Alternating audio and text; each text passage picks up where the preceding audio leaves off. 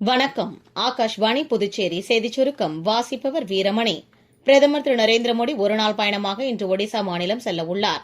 பயணத்தின்போது ஜார்சுகுடாவில் 60,000 கோடி ரூபாய்க்கு மேல் மதிப்புள்ள பல்வேறு மேம்பாட்டு திட்டங்களை தொடக்கி வைத்து அடிக்கல் நாட்ட உள்ளார். பிரதமர் திரு நரேந்திர மோடி நாட்டு மக்களுடன் தமது எண்ணங்களை பகிர்ந்து கொள்ளும் 126வது மன் கி பாத் எனும் மனதின் குரல் நிகழ்ச்சி ஆகாஷ்வாணியில் நாளை காலை 11 மணிக்கு ஒலிபரப்பாக உள்ளது. இந்நிகழ்ச்சி ஆகாஷ்வாணி மற்றும் தூர்தர்ஷனின் அனைத்து அலைவரிசைகளிலும் ஏஆர் செய்தி வலைதளத்திலும் நியூஸ் ஆன் ஏர் மொபைல் செயலியிலும் ஒலிபரப்ப கேட்கலாம். புதுச்சேரி பொதுப்பணித்துறை சார்பில் 7,33,00,000 ரூபாய் மதிப்பீட்டில் அரியாங்குப்பம் பாரதியார் பல்கலைக்கூடத்தில் அமைந்துள்ள தாகூர் கலாச்சார கட்டிடத்தின் விடுபட்ட கட்டிடப்பணி மற்றும் திறந்தவெளி கலையரங்கம் கட்டும் பணிகளை முதலமைச்சர் திரு ரங்கசாமி நேற்று பூமி பூஜை செய்து துவக்கி வைத்தார்.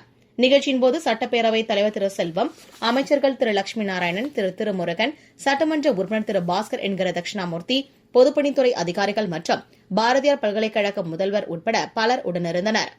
புதுச்சேரி உருளையன்பேட்டை தொகுதிக்கு உட்பட்ட கோவிந்தசாலை பகுதியில் பொதுப்பணித்துறை பொது சுகாதார குடிநீர் வழங்கல் பிரிவின் மூலம் புதிய குடிநீர் குழாய்கள் அமைக்கும் பணிகள் நடைபெற்று வருகின்றன. இப்பணிகளை அத்தொகுதியின் சட்டமன்ற உறுப்பினர் திரு நேர் என்கிற குப்புசாமி பார்வையிட்டு ஆய்வு மேற்கொண்டார். பல ஆண்டுகள் நீடித்து உழைக்கும் குடிநீர் குழாய்களை அமைக்கும்படி அதிகாரிகளை அவர் கேட்டுக் கொண்டார்.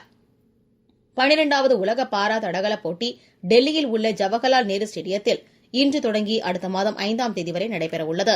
இந்தியா உட்பட 104 நாடுகள் பங்கேற்கும் மதிப்புமிக்க இப்போட்டி இந்தியாவில் நடைபெறுவது இதுவே முதல் முறையாகும். இந்தியா சார்பில் இதுவரை அல்லாத எண்ணிக்கையாக 74 வீரர் வீராங்கனைகள் இப்போட்டியில் களம் காண்கின்றனர் என்பது குறிப்பிடத்தக்கது. இத்துடன் இந்த செய்திச் சுருக்கம் நிறைவு பெறுகிறது.